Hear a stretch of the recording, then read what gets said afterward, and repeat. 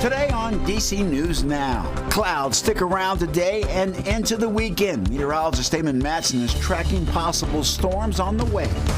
Also, lawmakers have until midnight to keep the lights on Capitol Hill. We're following the impact in the DMV. An ongoing rat problem. It was sitting on top of my dog's water bowl and drinking out of it. Learn how they're taking over this DC apartment complex and what's being done to get rid of them. What grocery prices are doing this week in the DMV, and is that big warehouse membership worth it? And check out some new innovative tech making life a little easier for people with disabilities. You're watching the station covering all of the DMV. This is DC News Now. Good afternoon, and thank you for joining us for the news at noon. I'm Mark Hall. Another cloudy day. But it's Friday, the start of the weekend, and we're going to be just fine. Meteorologist Damon Matson joined us now with the latest check in the forecast. Damon, first of all, happy Friday. Happy Friday, Mark. I like how you're looking on the bright side of things, at least. I have no choice, really. I mean, no, the clouds aren't letting it be bright out there, so we got to do something. But right? Can the sun make a comeback? It will. It will. Thankfully, that is the good news this afternoon. We saw those clouds clear out just before the end of the day yesterday. Looks like we're on a faster pace to get rid of those clouds here today. But like Mark just said, what a dreary start to this Friday. Those clouds rolled back in last night, and they've been locked in from the Interstate 81 corridor eastward, so a good chunk of the DMV seeing these very gray skies. And that was a bit of a bummer too last night for those trying to catch a glimpse of that lunar eclipse. It was very difficult, if not impossible. But if we look closely on the very edge of this cloud cover, you can see it starting to shrink a little bit, and that is that cloud deck already starting to break up as we now get into the afternoon, and it will only be another 2, maybe 3 hours for most of us before we start to see that sunshine. And as a result, it is still going to be a struggle to get out of the 40s and 50s, but we'll make a good run at it, with most of us heading into the upper 50s, right around 60 by 4 to 5 p.m. So yes, the clouds are pesky, but at least we're still quiet on this Friday. This weekend, different story. We're going to be seeing a very strong storm system arrive here in the DMV by Sunday, and the severe outlook for Sunday is out. We are all under a level 2 out of 5 risk for severe weather here in the yellow, as yes, there's going to be rain. Yes, there's going to be gusty winds, but there could also be those strong to severe thunderstorms. So we'll detail out a little more of what to expect with this system on Sunday coming up here in just a bit. All right, Damon, thank you. When new today, people came together for a rally this morning outside the U.S. Department of Education building in Southwest D.C. The rally, run by the nonprofit Color of Change, combined people from the National Education Association and those supporting DOE staff. The nonprofit says cutting regional offices in various cities around the country leaves students without critical civil rights protections. A student joined his mom at the rally. He tells us he's frustrated. People are lazy. Oh, we need to make room for the people who have rose the ranks. My mom rose the ranks. She fought for this job, and she got it. And now she's getting fired because she's lazy, even though she works 60, we used to work 70 hours a week at home. It's so unjust. Yeah, the rally wrapped up around 10 this morning. Well, Senate Democratic Minority Leader Chuck Schumer will vote to keep the government open, signaling that he's ready to consider the House Republican government funding bill as Congress is running out of time before the midnight deadline to a government shutdown. DC News Now's Tosin Fakile is back on Capitol Hill following the budget battle. The House Republican continuing resolution has been in the Senate since Wednesday. Several Democratic senators have said they're going to vote no to that resolution. But on Thursday, Chuck Schumer singing a different tune, sounding like he will say yes to that CR. I will vote to keep the government open and not shut it down.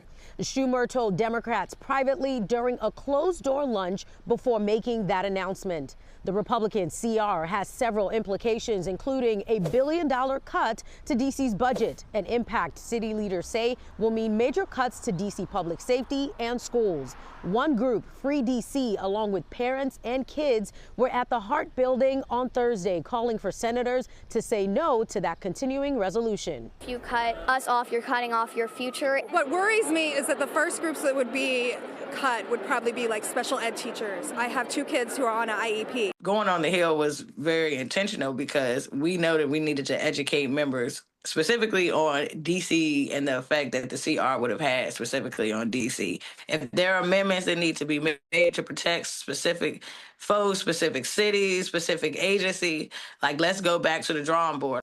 Maryland Senator Angela Alsobrooks filed an amendment that would allow D.C. to continue to operate as it is. We'll continue to see where that stands as things play out. But for now, we're outside the Capitol. I'm Tosin Fakile. Back to you. All right, Tosin, thank you. Schumer told Democrats privately during that closed-door meeting that lunch that making this decision to back the Republican CR has several implications, including a $1 billion cut to D.C.'s budget, an impact that district leaders say will mean major cuts to D.C. public safety and schools. A group of Free D.C., along with parents and kids, were at the Hart Building yesterday calling for senators to say no to the continuing resolution. One of the things that was exposed during the COVID-19 pandemic was just what a big gap there is between urban and rural places in the U.S. and particularly here in Virginia when it comes to broadband access. But that is not something that a lot of companies want to put the money towards the infrastructure that would deliver it. Again, Maryland Senator Angela Alsobrooks filed an amendment that would allow D.C. to continue to operate as it is, and also we're going to continue to see where things stands and how it's going to play out. So without the budget in place tonight, and all essential federal workers will be furloughed, there's also $30 billion in agricultural funding that will be stripped from farmers, and another $30 million that was slated to help expand internet service for rural communities. All right, in other news, Virginia State Police and U.S. Customs and Border Protection partnered with ICE to make those arrests. ICE agents say that they were targeting gangs like MS-13 and repeat offenders. ICE says that they will continue to break up gangs and other criminal organizations in Northern Virginia. Also developing in Prince George's County, police are investigating a domestic-related incident. Police say that around 5 this morning, they were called to this home on the 8800 block of Denmead Avenue to find a man suffering from trauma. He was pronounced dead at the scene. A second man was taken to the hospital in critical condition. We heard from a neighbor who says it's normally quiet in the area. Personal experience of my sister was killed in a domestic dispute incident, and it's very difficult on both sides of the families, you know, of whether if it's just loss itself or just loss of your brother having to potentially go to jail and face murder charges. Well, police believe that this incident poses no threat to the community. Meanwhile, investigators in Bowie are looking for the man they say attacked 2 people yesterday. Now, this is video from near Archer Park where they were searching for him. Investigators say that the suspect and a neighbor got into an argument. Then he got out a knife like a weapon and started cutting people. 2 people were injured, and police say he then ran off. If you have any information, you're asked to contact police. All right, take a look at this video showing fire on an American Airlines plane, forcing passengers to evacuate. This was at the Denver International Airport yesterday, and you can see the heavy smoke coming from the plane, and it appears that people are standing on the wing as crews work to help them down. The airport said that the fire was extinguished and no injuries were reported. It's the latest incident in a long list of runway issues. Meanwhile, for the first time, we're hearing from the first responders who braved the icy conditions in Potomac River the night of the mid-air collision near DCA. They came from across the region, including from Prince George's County. The county's fire department honored those responders during an event yesterday, and they were joined by other local agencies. One officer who was part of the recovery operation tells us what that day was like. 18 hours that we were out on the water. The events that we went through, it still lives in my mind every day. I think we're better people because of it, and we're just happy that we were able to bring closure to the families. Prince George's County Police Department has also offered its officers mental health support in the wake of the crash.